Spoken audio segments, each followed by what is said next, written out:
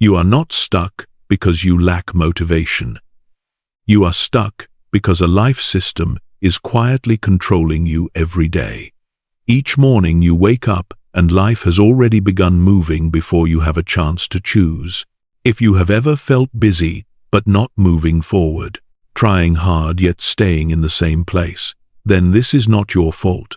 This is a signal that it is time for a new map, not to create temporary emotion, but to reclaim control of your life through the smallest choices.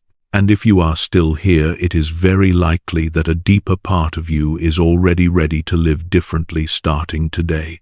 1. Each day begins in haste and ends in exhaustion, not because of a lack of ability or a lack of ambition, but because most time is being guided by unconscious habits repeated in silence. When a morning passes without intention, the rest of the day is pulled along by reflex. When attention is fragmented from the very first minutes, willpower no longer has enough strength to make the right choices at critical moments.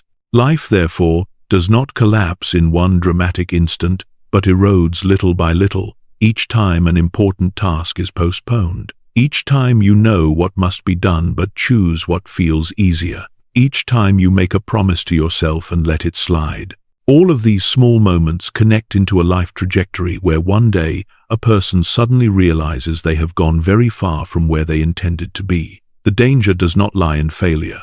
The danger lies in becoming accustomed to the feeling of not being in control of yourself. When this continues, self-respect begins to weaken. Every unfinished task leaves behind an uncomfortable echo within. Every avoided decision plants another layer of doubt about your own ability. And when doubt accumulates long enough, people begin to shrink their expectations, not because reality is harsh, but because they no longer believe they can follow through to the end. Yet it is precisely at this point that another truth must be faced directly. Life is not shaped by rare dramatic turning point decisions. It is shaped by small choices repeated every day when no one is watching. Habits do not only determine actions, habits determine how you think, how you feel about your own worth, and how you show up in the world. If habits are operating in the wrong direction, every effort to improve becomes a burden. But if habits are redesigned, strength returns naturally. No explosive motivation is required. No dramatic transformation is needed. Only awareness deep enough to recognize what is currently directing your days. When this recognition occurs, a pause is created. Within that pause, the power of choice returns, and that is where true strength begins. Not the strength to control circumstances, but the strength to control the starting point. How a day begins, how you keep your word to yourself, how small actions become the foundation of identity. This part does not promise instant miracles. It lays an honest foundation without avoidance.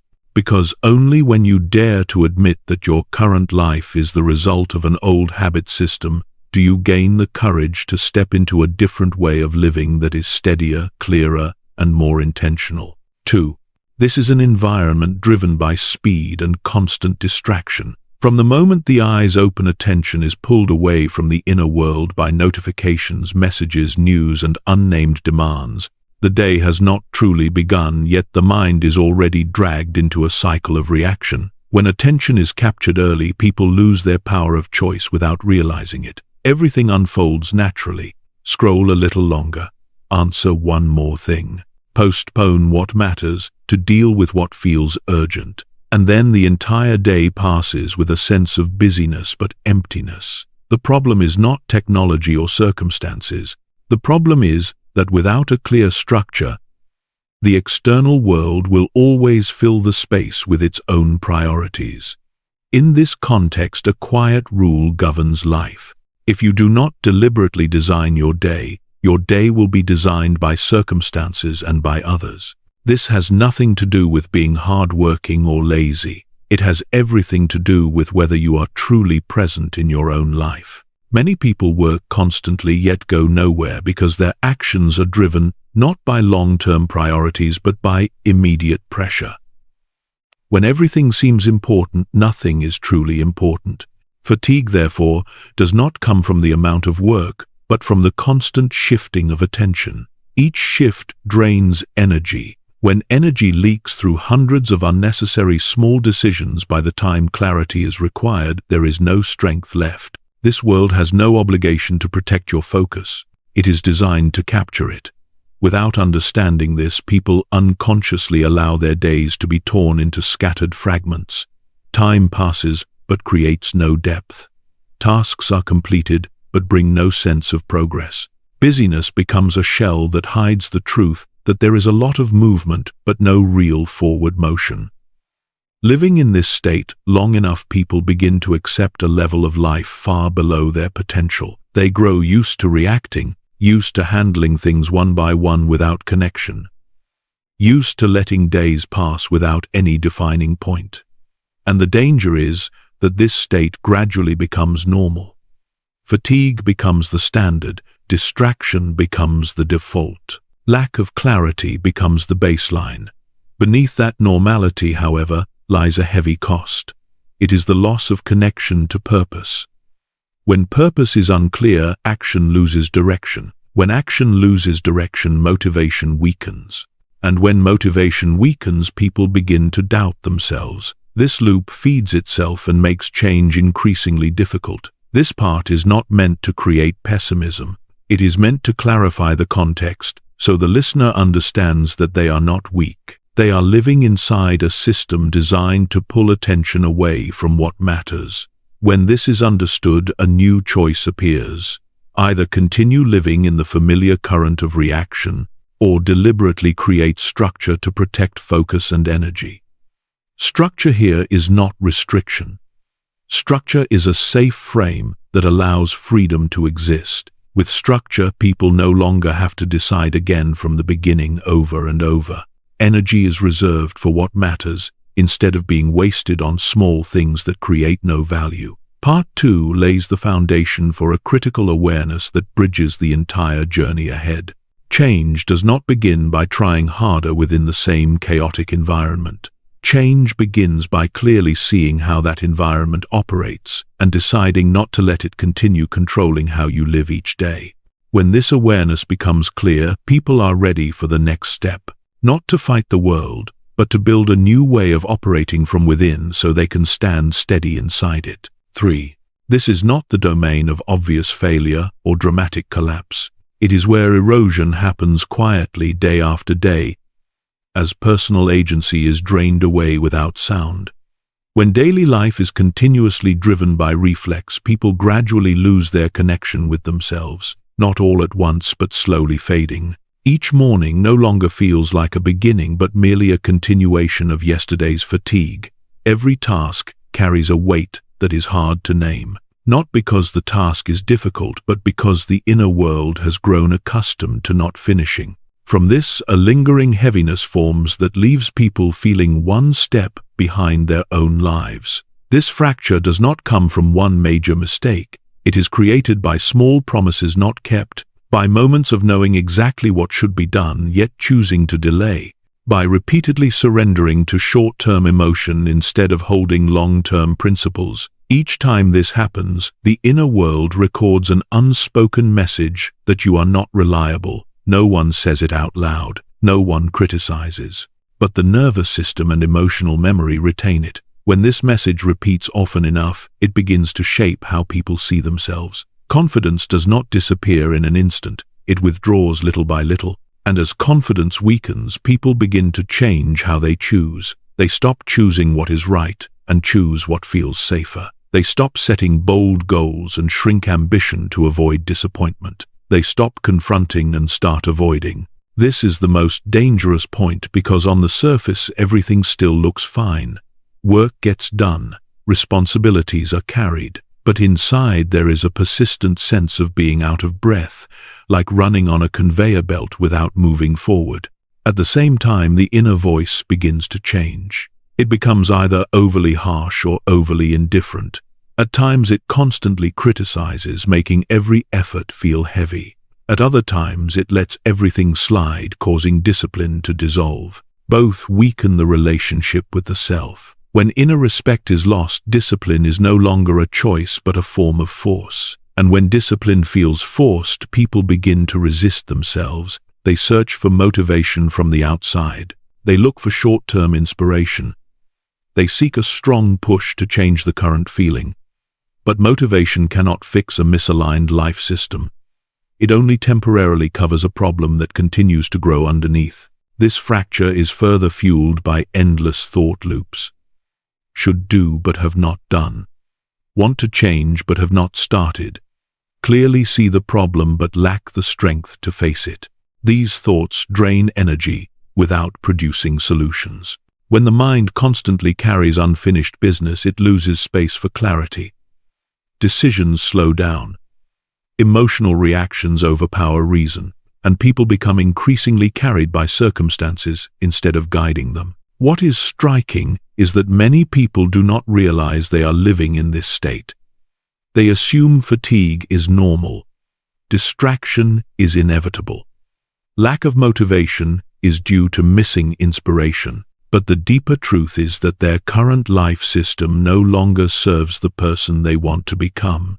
When the system is wrong, every personal effort feels heavy. Trying harder within the same structure only leads to faster exhaustion. This part is not meant to create guilt or blame. It is meant to name the truth, so the listener can understand that they are not broken. They are responding appropriately to an environment and an operating system that no longer fits. When this becomes clear, another door begins to open. There is no need to fix the self as a problem. There is a need to rebuild how one operates each day. When the fracture is faced directly, not to self-accuse, but to understand its cause, hope gains solid ground. Because anything with a cause can be changed. And that change does not begin with more positive thinking, but with small commitments that can be kept. With rebuilding the relationship with oneself through concrete action. Part 3 ends here as a necessary pause. A moment for the listener to recognize that the feeling of being stuck is not their nature, but a signal that it is time for a different way of living. From this point, the journey prepares to move into a new phase where choice is gradually returned and people begin to learn how to stand steady within the chaotic current and walk forward with intention day by day. 4. After facing the distracted environment and the inner fracture directly, one truth becomes impossible to avoid. If life continues on familiar autopilot, then all understanding remains only at the level of awareness. Life does not change direction through agreement in the mind, but through decision in action. This moment does not require drama. It requires cold honesty with oneself. Honest that the current way of living consumes more than it creates. Honest that without intervening at the starting point, the entire day will continue to be pulled by reflex. Honest that waiting for motivation is merely a refined form of delay. When this honesty appears, an invitation to a journey is issued not from the outside but from within. That invitation says it is time to stand still in the middle of the chaotic current and choose to live with intention.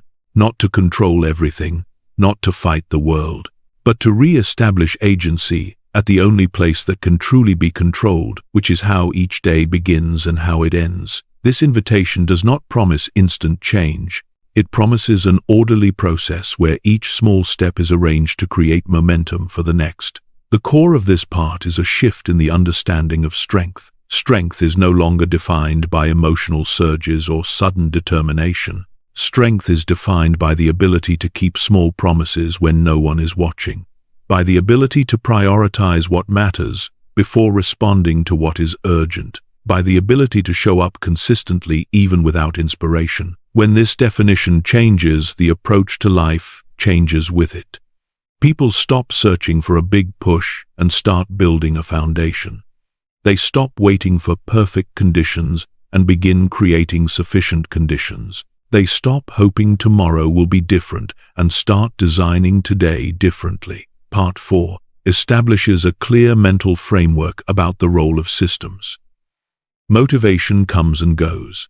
Discipline based on force soon runs dry. Systems are what remain. A system here is not a rigid schedule or suffocating rules. A system is a sequence of simplified decisions designed to reduce friction and protect energy. When the system is right, people no longer argue endlessly with themselves. What needs to be done becomes obvious. What does not need to be done becomes easy to refuse, and energy is preserved for actions that create long-term value. This part also clarifies a crucial boundary between effort and effectiveness. Trying harder within the same structure only creates exhaustion. Applying effort in the right place within a new structure creates progress. Therefore, the invitation to the journey does not ask for more effort, but for a different approach. Different in how the day begins, different in how priorities are arranged, different in how one speaks to oneself, different in how procrastination is met, different in how what has been started is completed. Each difference is small on its own, but when connected they create a pull strong enough to redirect a life trajectory. Part 4 also plants an unspoken vow that requires no declaration. A vow that from this point forward the self will be treated with respect. Respect for time by not wasting mornings. Respect for energy by not scattering attention. Respect for promises by choosing commitments that can be kept. Respect for the future by not allowing the present to be ruled by temporary emotion. This vow needs no witnesses. It only needs to be expressed through repeated action. When action repeats, identity begins to form, and when identity forms, confidence returns naturally. Not loud confidence, but quiet steadiness. This part also prepares the listener for upcoming challenges, because choosing to live with intention will collide with old habits. Resistance will arise not from the world but from within. There will be days when returning to an easier way of living feels tempting. There will be moments of doubt about whether small changes truly matter. Part 4 does not deny these realities. It places them where they belong as a natural part of the process. When resistance is understood as a signal of change rather than a sign of failure, difficulty no longer creates fear. Difficulty becomes evidence that the path is correct. Part 4 closes with a clear orientation for the next stage. From here, the story no longer speaks only about awareness or resolve. It enters a phase of practice where each following part is a small gate for training personal agency. Each gate focuses on a key habit arranged in a logical sequence to build momentum. No leaps, no skipping foundations, only steady steps forward. When the choice has been made and the journey framework has been established, the only thing left is to begin at the nearest point. And that point is how each day begins. 5. After the choice to live with intention has been made, the question is no longer whether change will happen but where to begin. The starting point is not distant goals or large plans. The starting point is the morning where the trajectory of the entire day is set. How a day begins determines how energy is used, how attention is allocated, and how the self shows up for the challenges that follow. When the morning passes in haste and reflex, the rest of the day rarely has a chance to return to order. In contrast, when the morning begins with intention, even in a very simple way, it creates a quiet yet powerful chain reaction. Part 5 focuses on reclaiming agency at the very first moment of the day, not through force, but through clarity. Clarity about what matters most before the world rushes in. Many people believe the morning is only a small part of the day, but in reality it is where the tone for the entire life experience is set. When the morning is overtaken by notifications and reaction, the mind enters a chasing state from the start. When the morning is protected even briefly, people regain the opportunity to place themselves back at the center. This part does not require a complex ritual or rigid schedule. It requires a clear decision that the morning is not a place for consumption, but a place for orientation. Orientation for the day, orientation for energy, orientation for identity. One common mistake is trying to change too many things at once. This only adds pressure and quickly leads to quitting. Part 5 emphasizes the principle of starting small but starting right. One intentional action repeated long enough becomes an anchor point for the entire life system. That action can be as simple as taking a few quiet minutes before engaging with the outside world. Writing down the single most important thing to complete that day. Reminding oneself why today is worth honoring. What matters is not the form but the inner message being sent that you have the right to choose how you begin. When this message is sent each morning, the nervous system begins to relearn the feeling of agency. From there, haste decreases, clarity increases, and energy is no longer scattered from the start. Part 5 also clarifies the connection between mornings and self-respect. Each time a day begins unconsciously, the inner world records that it is being pulled. Each time a day begins with intention, even small, the inner world records that it is leading. This difference accumulates over time and gradually shapes how people see themselves.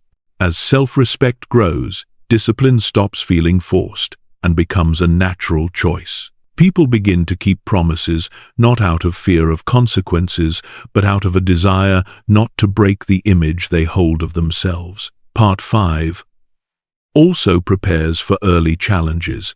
There will be mornings when beginning differently feels difficult. There will be days when old habits pull back strongly. This part does not treat that as failure. It treats it as a signal that something new is being built. When a new structure forms, the old structure resists. What matters is not turning resistance into a reason to stop. Simply return to the small chosen action. No perfection is required, only consistency. Over time, the morning stops being a battle. It becomes a familiar space where people meet themselves before stepping into the world.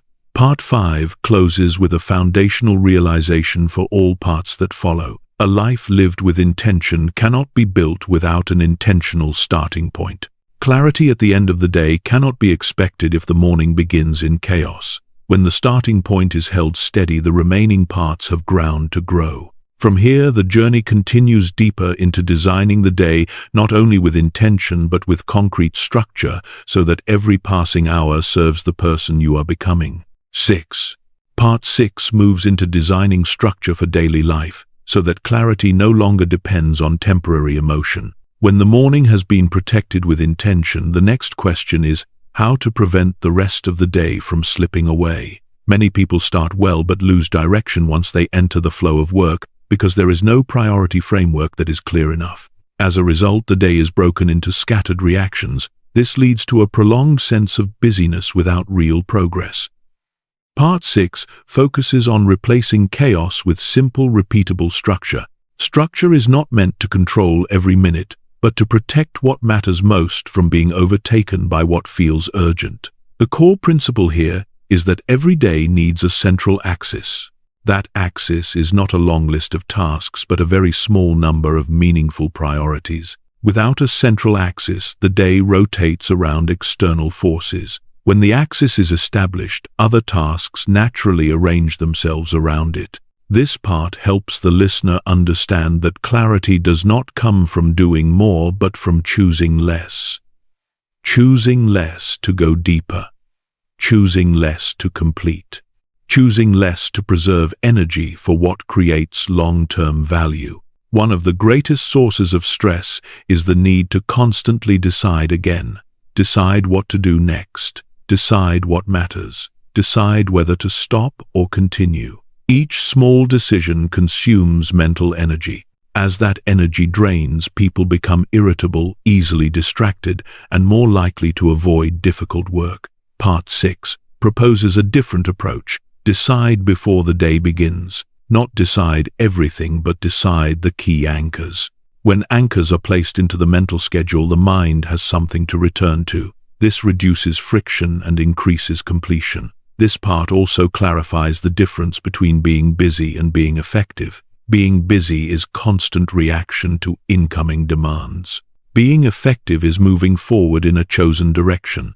Many people confuse the two and take pride in always being busy. But busyness does not guarantee progress. Only consistency in priorities creates momentum.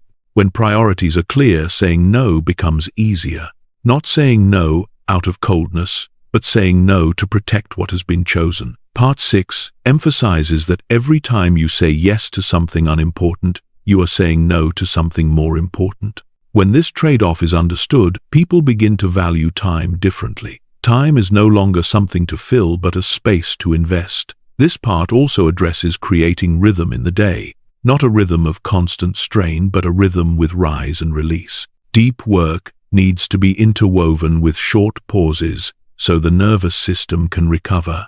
Without quality pauses, focus deteriorates quickly. Many people try to force concentration with willpower, but that only leads to exhaustion. The right structure allows energy to be renewed rather than drained. Part 6 does not promote perfection. It promotes being good enough and sustainable. A well-designed day does not require everything to go according to plan. It only requires that the most important things are not forgotten. When an important task is completed, self-respect is reinforced. When self-respect is reinforced, motivation emerges naturally. This is a positive loop that begins with structure rather than emotion. This part also prepares the listener for inner resistance. There will be moments when structure breaks. There will be days when nothing goes as expected.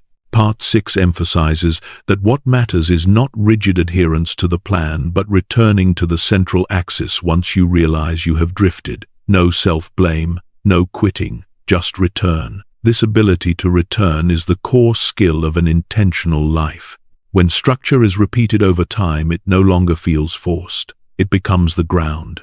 And on that ground, creativity and flexibility finally have room to appear. Part 6 closes with a key realization. Freedom does not come from removing all limits. Freedom comes from choosing the right limits to protect what matters. When the day has clear structure, people are not trapped. Instead, they gain the mental space to be more deeply present in everything they do. From here, the journey continues into a deeper layer, where not only external actions are redesigned, but the inner voice also begins to be re-established, to become a source of strength rather than resistance. 7. After mornings are lived with intention and days are supported by structure, a clear reality begins to surface. The way people speak to themselves is directly shaping the quality of every effort. Not external circumstances, not work pressure, but the inner voice that appears in the most uncomfortable moments.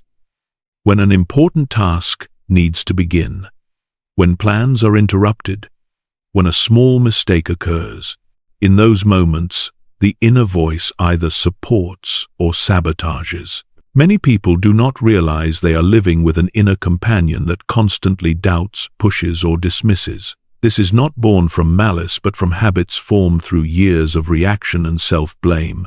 Part 7 aims to transform the inner voice from an obstacle into a stable resource. The first step is to look directly at how this voice operates. It usually appears in two extreme forms.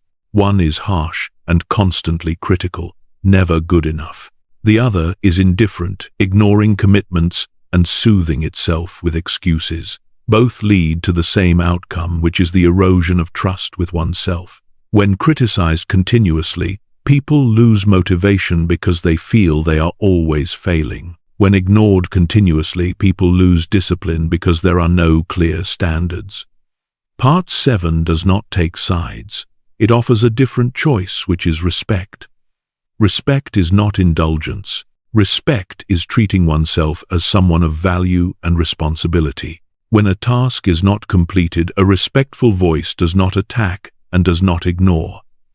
It acknowledges reality and directs attention toward the next possible action. When a mistake happens, a respectful voice does not label failure and does not deny it. It treats the mistake as data for adjustment. This way of speaking creates a profound difference in the nervous system. Instead of triggering defense, it activates learning. Part 7 emphasizes that sustainable discipline cannot exist in a hostile inner environment. If every attempt is paired with self-blame, sooner or later people will avoid the effort itself. In contrast, when the inner world becomes a safe place, discipline stops being a battle. It becomes cooperation. The listener is guided to understand that seriousness does not require harshness. Consistency does not require pain. What is needed is clarity in standards and kindness in reminders. Part 7 also clarifies the role of language in shaping identity. Every word repeated internally sends a signal about who one is becoming. When a person repeatedly thinks that they lack discipline, their life system reflects that belief. When language shifts toward responsibility and choice, identity gradually shifts as well. not through empty affirmation but through action that follows. For example, instead of saying, "I always procrastinate," a respectful voice says, "I am learning to start earlier." Instead of saying, "I cannot focus," it says, "I need to adjust structure to protect focus." These small language shifts create a significant difference in self-perception. Part 7 also addresses building inner trust through small commitments. A respectful voice does not set promises beyond what can be kept. It chooses commitments that are just enough and insists on following through. When a commitment is kept, even a small one, the inner world records evidence of reliability. These pieces of evidence accumulate over time and form a steady foundation of confidence. Not confidence based on emotion, but confidence based on a history of action. This part also prepares for moments when the old voice returns. There will be days when the critical tone resurfaces strongly. There will be moments when indifference appears. Part 7 does not label these as failure. It sees them as opportunities to practice choosing the dialogue again. Each moment of recognition and adjustment is a moment of reclaimed agency. There is no need to win immediately. It is enough not to allow the old voice to direct the entire day. Over time, the respectful voice becomes familiar. It is not loud. It is not dramatic. It is steady and reliable. Part 7 closes with an important realization. The way people speak to themselves becomes the way they act when no one is watching. When the inner world is rebuilt on respect, action becomes more sustainable and discipline becomes a natural part of identity. From here, the journey continues into another key challenge, where procrastination must be faced directly, not with thought, but with immediate action to generate real momentum. 8.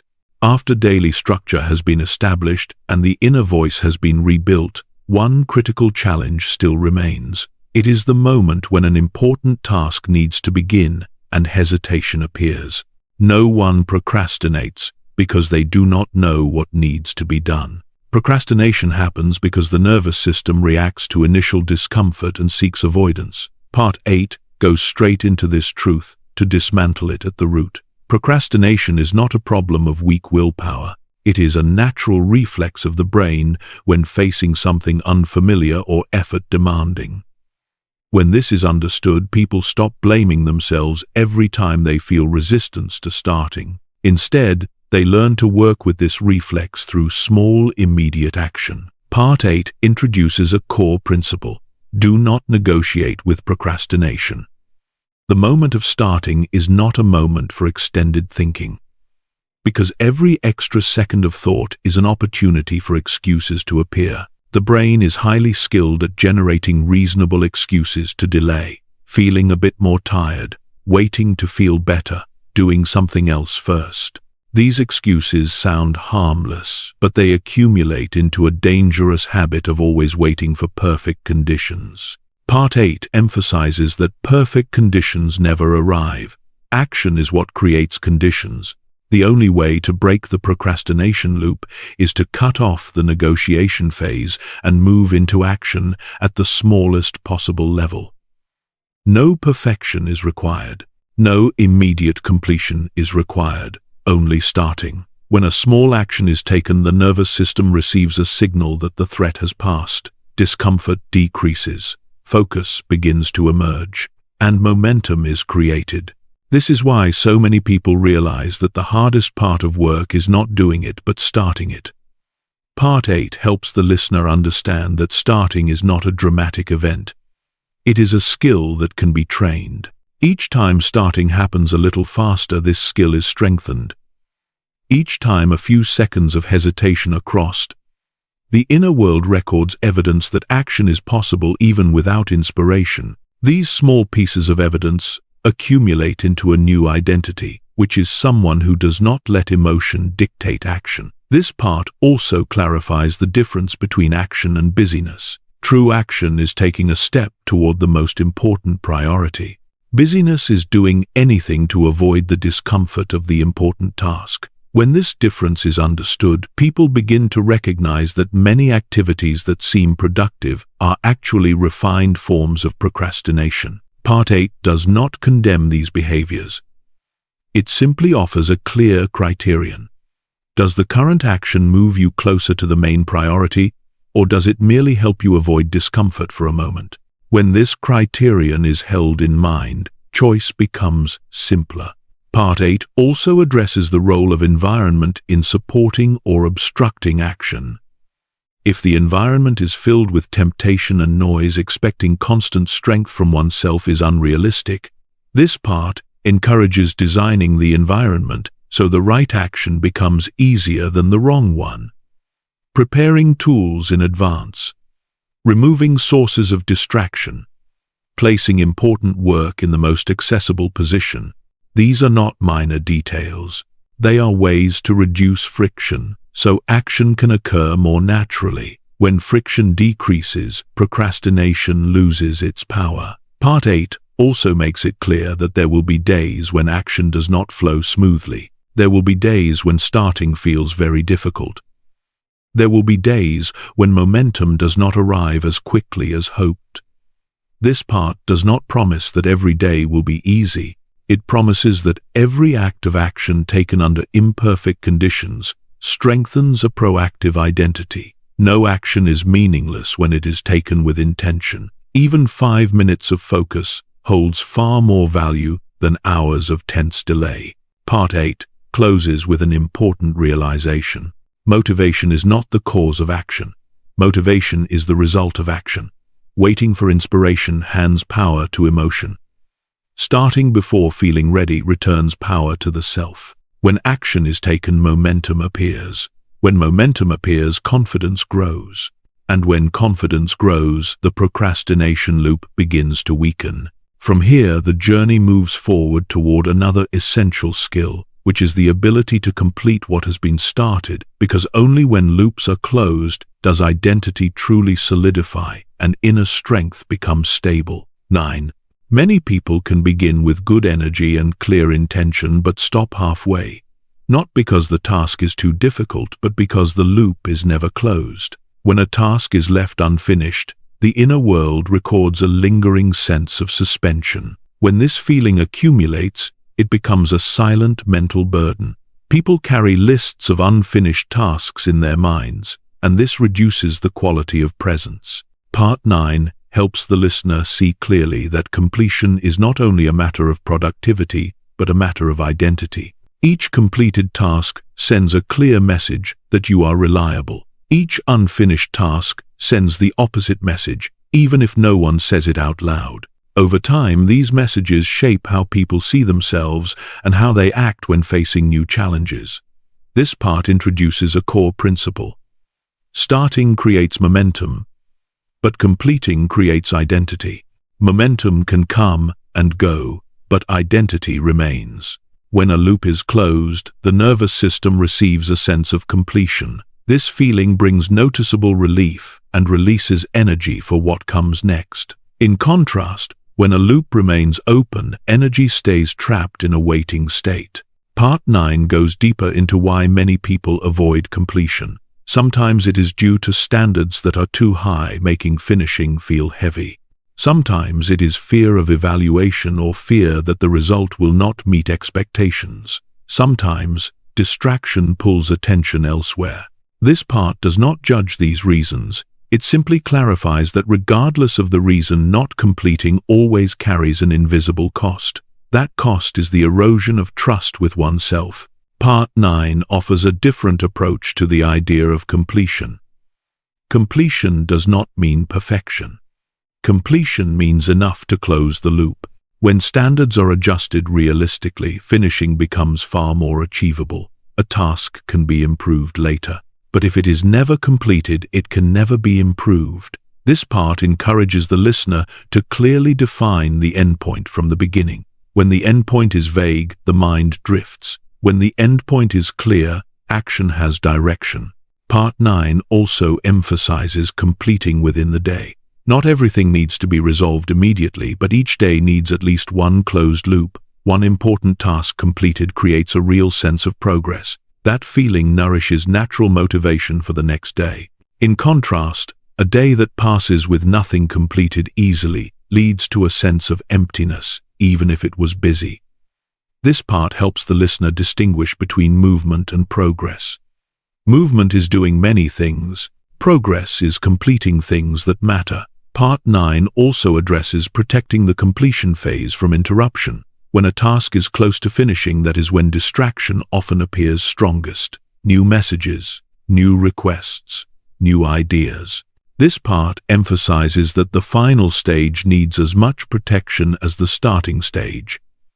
Otherwise, the loop will be stretched again. Learning to say, "Wait a moment so I can finish what I am doing," is a critical skill for intentional living. Part 9 does not ignore the reality that some tasks cannot be completed as planned. Some require more time, some require adjustment. This part does not demand rigidity, it demands clarity. If completion is not yet possible, define the next step clearly and set a time to return. In this way, the loop remains within awareness, instead of drifting into ambiguity. Part 9 also clarifies the connection between completion and inner calm. When important tasks are closed, the mind gains space to rest. When the mind rests, focus and clarity increase. This is a positive loop that begins with a very concrete action, which is completing what was started. This part helps the listener realize that completion is not pressure but release, not a burden but relief. Each closed loop returns energy. Part 9 closes with an important realization. People do not become reliable through good intentions but through completed actions. When the ability to complete is practiced consistently, the identity of someone who keeps promises begins to form.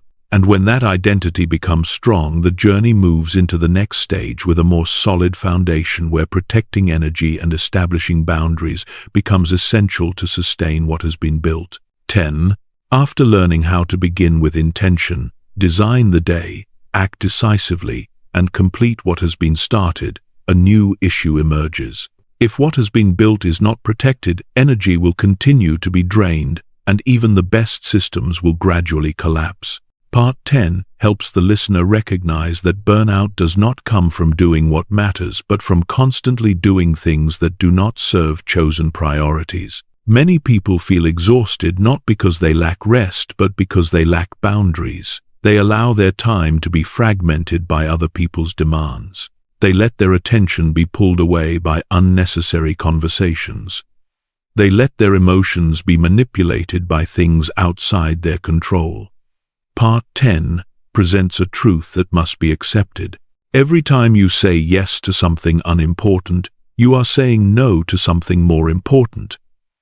And each time this happens, energy is quietly taken away. When this repeats often enough, people begin to feel as though they are always trying but never moving forward. Part 10 does not view boundaries as selfish or cold. It defines boundaries as respect for time, energy, and chosen goals. Without boundaries, people unconsciously send the message that their time can be used at will. When boundaries are established, the message changes. It says that what is being built has value and deserves protection. This part helps the listener understand that saying no is not rejecting people but rejecting intrusion into priorities. When boundaries are clear and consistent, relationships become healthier rather than weaker. Clarity reduces misunderstanding and vague expectations. Part 10 goes deeper into common types of boundaries that need to be established. Time boundaries are the ability to decide when to work, when to rest, and when one is not available. Attention boundaries are the ability to choose what deserves deep focus and what does not. Emotional boundaries are the ability not to let other people's moods dictate one's actions. This part does not require changing everything at once. It encourages starting with one small boundary that is held firmly. For example, not checking notifications during important work periods, or not accepting new commitments when the schedule is already full. When a small boundary is kept, the inner world records evidence that self-protection is possible. This feeling creates a steadiness very different from rigid control. Part 10 also explains why setting boundaries often feels uncomfortable at first. Because it disrupts familiar expectations both within oneself and in others. Guilt may appear. Worry about disappointing someone may arise. This part helps the listener understand that this discomfort is temporary. The cost of having no boundaries is long-lasting.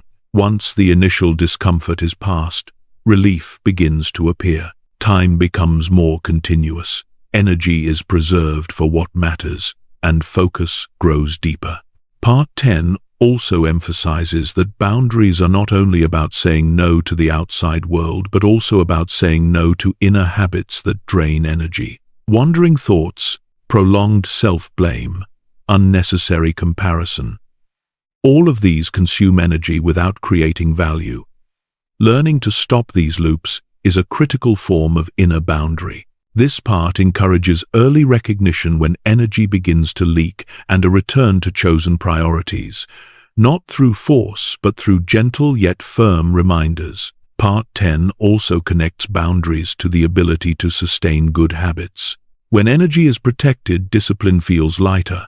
When energy is drained, discipline becomes a burden. Many people give up not because they lack commitment, but because they try to maintain change while constantly allowing their energy to be depleted. Part 10 places boundaries in their proper role as a necessary condition for any lasting change. This part also prepares the listener for a common misunderstanding. Boundaries do not make life less flexible. On the contrary, they create space for meaningful flexibility. When core priorities are protected, people can be more flexible with secondary matters without losing direction. Part 10 closes with an important realization. Protecting energy is not a selfish act, but a responsibility. Responsibility to chosen goals.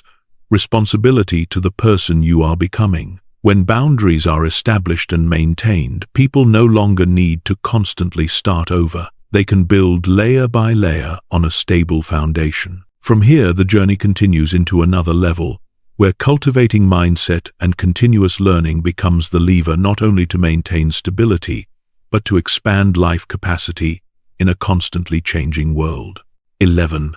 If that space is not filled with growth, it will quickly be occupied again by old habits. Part 11 helps the listener understand that learning is not a side activity reserved for free time, but a core component of an intentional life system. Not learning means continuing to solve new problems with old thinking. And old thinking, even if once effective, will gradually lose its power in a constantly changing world. This part presents an important truth. Life does not become harder over time. It becomes more complex. When complexity increases and thinking is not upgraded, people begin to feel one step behind. Learning at this stage is not about accumulating information, but about sharpening perception, choice, and response. Part 11 emphasizes that learning just one small thing each day is enough to create significant change over time. The issue is not volume, but consistency. Many people delay learning because they believe they do not have time for long courses or thick books. This part breaks that belief by returning learning to its natural role. Directed curiosity. One page of reading. One new idea. One deeper question about how you are operating. Repeated daily, these shift how people see the world and how they see themselves. Part 11 also clarifies the difference between consuming information and true learning. Information consumption entertains or creates a temporary sense of progress. True learning changes behavior. If new knowledge does not lead to a small adjustment in how one lives, it remains only information. This part encourages the listener to ask a simple question after each learning moment. What in my thinking needs to be adjusted? What in my actions can be done differently? When this question is held, knowledge begins to integrate into life instead of passing through. Part 11 also addresses choosing appropriate learning sources. Not all content deserves space in the mind. In a world flooded with information, selectivity becomes a critical skill. This part emphasizes that intentional learning begins by choosing sources that create clarity rather than noise, voices that deepen thinking rather than trigger short-term emotion. When inputs are curated, the quality of thought naturally rises. Part 11 also clarifies the role of learning in sustaining long-term motivation. When people learn something new, they experience progress, even on days when external results are not yet visible. This sense of progress feeds a durable inner motivation, not motivation driven by praise, but motivation rooted in the feeling of growth. This part helps the listener understand that stagnation often appears when learning stops. When days begin to look the same and no new perspective is introduced, the mind becomes stagnant even if life appears busy. Learning then becomes a healthy way to break that loop. Part 11 also emphasizes that learning does not occur only through books or formal material. It also happens through observing one's own reactions, through reviewing a day and asking what worked better and what needs adjustment. When reflection is treated as a form of learning, the inner world is continuously sharpened. This part connects learning with adaptability.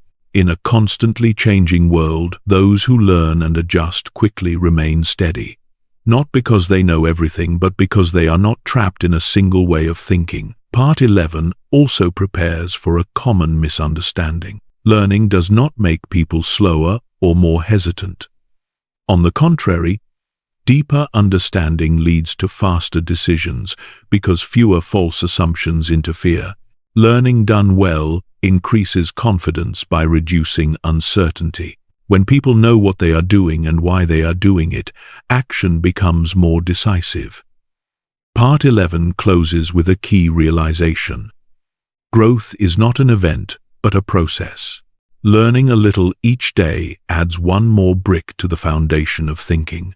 Over time, this foundation becomes a powerful advantage that allows people not only to sustain the good habits they have built, but also to expand their capacity to face new challenges. From here, the journey moves into an element closely tied to the body, where emotional state and energy must be regulated through concrete action, so that growth is not only mental but felt throughout the entire system. 12. After learning becomes an intentional habit, one truth must be faced clearly. It is not possible to sustain clarity and discipline in a stagnant body. Mind and body are not separate. When the body is neglected, the mind carries an invisible additional load. Part 12 helps the listener understand that many feelings of discouragement, anxiety, and low motivation do not originate from circumstances or negative thinking, but from biological energy that is not circulating. When the body moves too little, the nervous system settles into a sluggish state. Focus declines, negative emotions arise more easily, and willpower must work twice as hard to maintain good habits. This part does not promote harsh regimens or appearance-driven goals. It returns movement to its proper role as a state regulation tool. When the body moves, blood flows, hormones rebalance, and alertness emerges naturally. What matters is that movement does not need to be long or complex. It needs to be consistent and intentional. A short, well-timed period of movement can completely shift the state of an entire day. Part 12 emphasizes that one should not wait to feel good before moving. Movement itself creates the feeling of good. When this is understood, the listener no longer depends on emotion to act. They learn to use action to lead emotion. This reversal is a critical shift in intentional living. This part also clarifies the role of movement in breaking negative loops. When the mind is trapped in repetitive thinking, trying to think differently often fails. The body becomes the fastest entry point for changing state. Simply standing up, moving, breathing deeply, or changing posture sends a signal to the nervous system that the context has changed. This small shift creates space for clear thinking to return. Part 12 also connects movement with the ability to sustain long-term focus. A well-cared-for body supports more stable brain function. This makes habits such as deep work, learning, and completion easier to maintain. When the body is healthy, discipline is no longer a constant battle against fatigue. This part encourages the listener to view movement as part of daily structure rather than an optional add-on. It does not require hours. It needs to be placed correctly to support other priorities. Part 12 also highlights that movement is a powerful way to reconnect with the present moment. When the body moves, attention naturally returns to what is happening now. This is especially important in a world where the mind is often pulled into the past or the future. Movement becomes a form of active meditation that brings people back to themselves without complex techniques. This part also addresses listening to the body rather than forcing it. Intentional movement is not about pushing through pain, but about maintaining flexibility and vitality. When the body is respected, it becomes an ally rather than an obstacle. Part 12 also helps the listener understand that caring for the body sends a strong message to the inner world that the self is worth investing in. This message reinforces self-respect and makes other habits easier to sustain.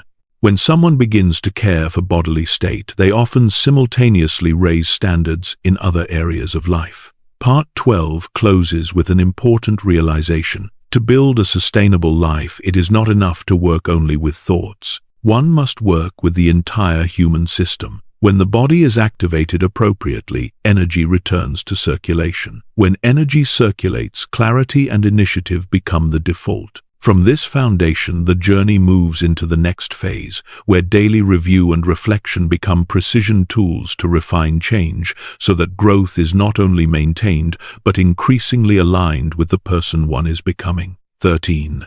After the day structure is designed, energy is protected, thinking is sharpened, and state is regulated through the body. One essential element must be added to keep the system from drifting: the ability to pause and observe. Many people fail to sustain change not because they lack effort, but because they do not know whether they are moving in the right direction or drifting off course. Without reflection, people live on momentum. With reflection, people begin to learn from their own experience. Part 13 helps the listener understand that reflection is not self-judgment or error analysis. Reflection is looking back with a learning mindset. It is a short pause to collect data from a lived day. What worked better? What drained energy? What needs adjustment for tomorrow? When these questions are asked consistently, the change process becomes intelligent rather than merely busy. This part emphasizes that you cannot improve what you do not see. Reflection makes unconscious patterns visible. When they are seen, choice becomes possible. Part 13 also clarifies that effective reflection does not need to be long or complex. It needs honesty and consistency. Just a few minutes at the end of the day to review key points. One task completed, one moment of lost focus, one emotional reaction worth noting. When these are recorded, they create a clear map of how the day is actually operating. This part helps the listener understand that the goal of reflection is not to be more perfect each day, but to be clearer each day. As clarity increases, adjustment becomes gentle. No major changes are required, only small, precise refinements. Part 13 also emphasizes the role of reflection in sustaining long-term motivation. When focus stays only on big outcomes, discouragement comes easily because progress is often slow. Reflection reveals small gains, even when external results are not yet visible. Noticing that focus was slightly better today, that starting was a bit faster, that one more important task was completed.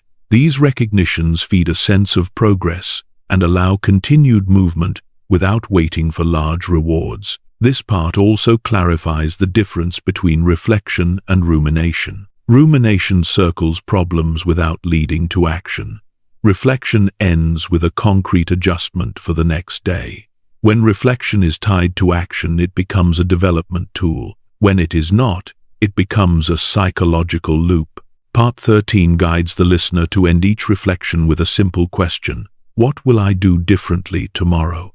This question converts awareness into action. This part also addresses how reflection builds deeper self-awareness. By observing reactions across many days, people begin to understand their stress triggers and what helps them function at their best. This understanding allows days to be designed increasingly around the individual rather than forcing a generic template. Part 13 also emphasizes that reflection is how people become leaders of themselves. Instead of waiting for evaluation or direction, people learn to self-assess and self-adjust. This is a critical step in the journey of self-mastery. When reflection becomes a habit, people are no longer afraid of mistakes. Each mistake becomes data for learning. This part helps shift the relationship with error from avoidance to curiosity. That attitude reduces pressure and increases experimentation. Part 13 also prepares for integrating all previously built habits into a stable life system.